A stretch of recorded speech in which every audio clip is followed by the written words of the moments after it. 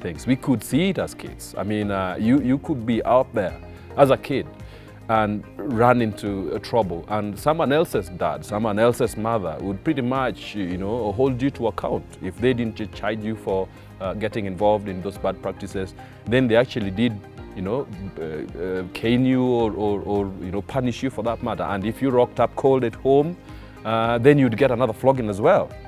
Now, that may have played a very, very critical function to the extent that the society did see themselves as part of a very critical system that ensured that those that are coming up as the next generation or the next kind of persons that lived in this society did get themselves cultured and socialized in the best way that the society did deem fit. Now, that is a completely different story as of now. And that's why when I talk with my friends, I tell them that part of the reason why we have our kids seemingly going astray is that they're actually being, or growing up just like trees in our own homes. And why so? It's because, yes, we have been busy, and unmistakably we are grappling with the business of life, and the world has increasingly become such a busy place to live in. I mean, there's the pressures of just being part and parcel of the global society of citizenry that we are, with the general things that are affecting the society, which means you have to earn livelihoods, and that means we get separated from the basic unit that the family for quite some extensive time. But that's not an excuse. The excuse to life is like if you are driving a car and you can't stop to gas up. It gets to catch up with you. The most critical bits that affect and or have us run on the business of life, like oil, or to a car, or the very well-oiled engine, is this kind of characters or this kind of virtues or virtuous living that we all aspire to be.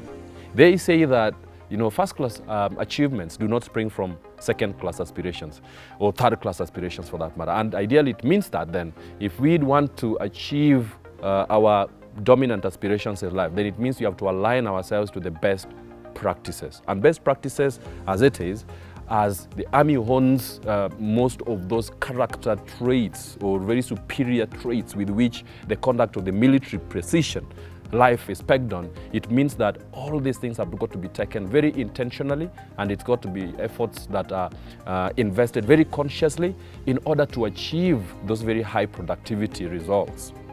Now, the society doesn't need to be very high-strung as the military practice is.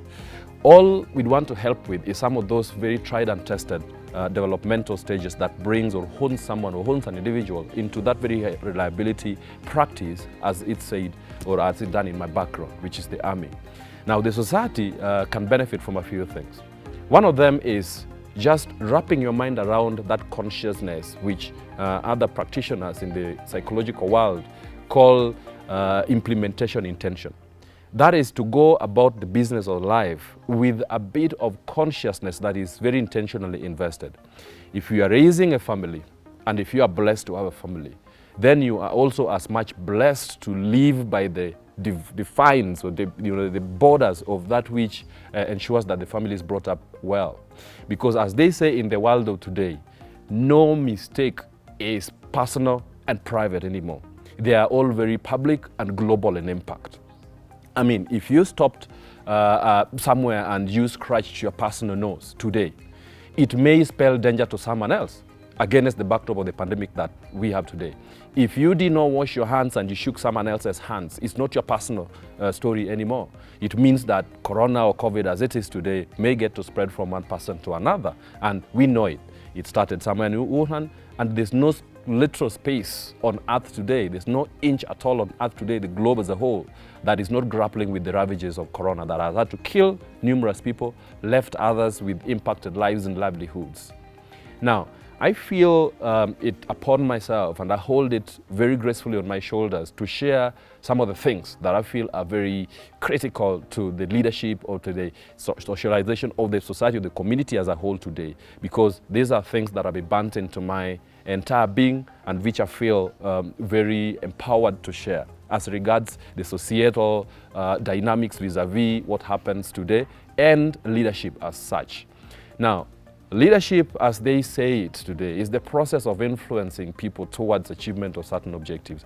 And the influence thereof means that the main and the first major objective of a leader or someone who finds themselves in a position of leadership is to first of all be able to lead themselves, which means you have to be wedded to high-end practices that boil into really acceptable habits that generate acceptable results at a high level, and which means leaders are held to more account.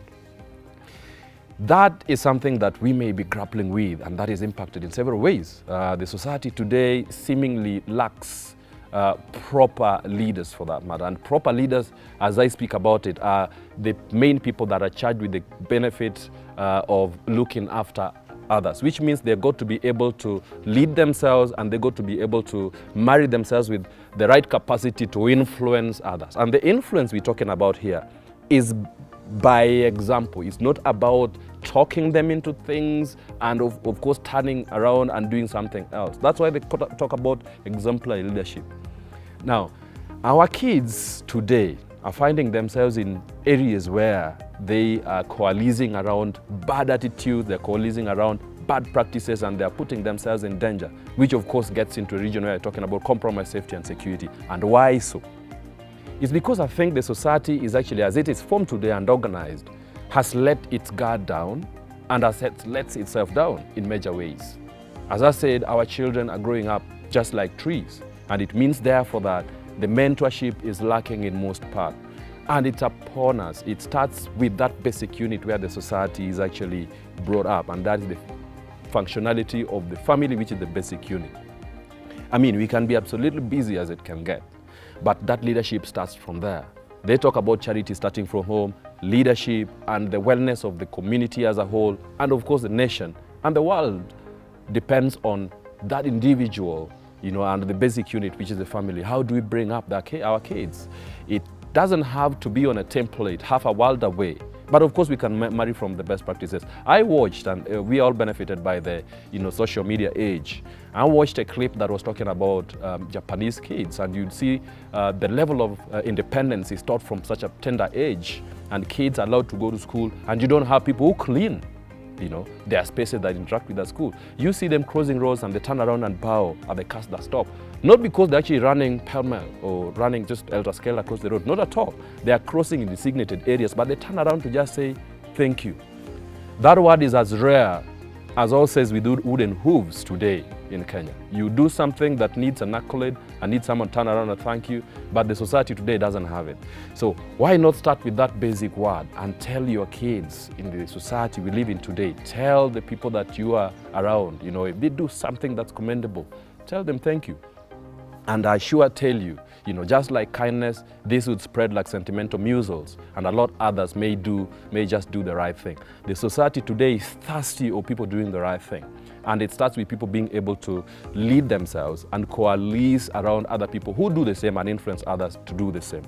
That's how easy it is. Easier said than done? Yes. A culture is not something that's going to be, boiled in a hothouse of just some ad hoc training somewhere and it happens. Not at all. Culture is something that's intentionally invested in terms of habits that are taken and done consciously and invested in, and the society needs to be totally behind that.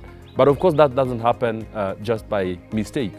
They need people who are taking the lead, and that's why we talk about the backstopping with the leadership. In the society today, as we organize and govern, we have a cycle every 5 years to elect those who represent us. Trust me, representation is a serious thing. It's something that gets done on your behalf and by someone that you invest total trust and confidence in. Ask yourself if the people that you are going to be propping up as your leaders or as representatives are the people that you would want to invest total trust in and confidence in to do the right thing in your absence. Now, that is critical thinking. But it may not demand as much critical thinking as it does happen today, or the things that we ordinarily relate with at the contemporary stage of life. Now, that gets us to another region altogether, where we feel, and it's my strongest feeling, that there's a hope and there's good news. The good news is we can always change, we can always turn around, and we can always invest in some of those things that can redirect ourselves, help us reshape our navigation, and see life behind the prisms of what the next generation is going to be like when we're gone. If you think the world is going to be as dark as the Earl of hell's waistcoat. When you're gone, then you need to turn around now and do a completely different thing. If you think the world is going to be such a sorry place to live in, when we're gone and it's our kids who are on the steering, then you need to turn around and do a completely different thing.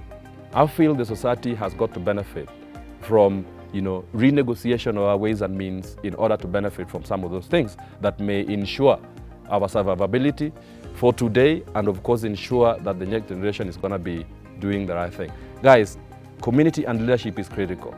Undeniably, we are a community of people. Let us be the people that are partaking of the whole building of socialization and the most productive of cultures within that collectivist atmosphere, because divided, we fall. Remember to follow me on my platforms, at Byron Adera and Adera Panther. That's on Facebook. And it would be very, very beneficial for us to take this conversation to the next level. And you know what? I'm on the steering wheel, but you are supporting me by commenting here and dropping the comment. Let's have a conversation, and it's going to be a productive kind of engagement for the betterment of the society that we live in today. That's it for community and leadership.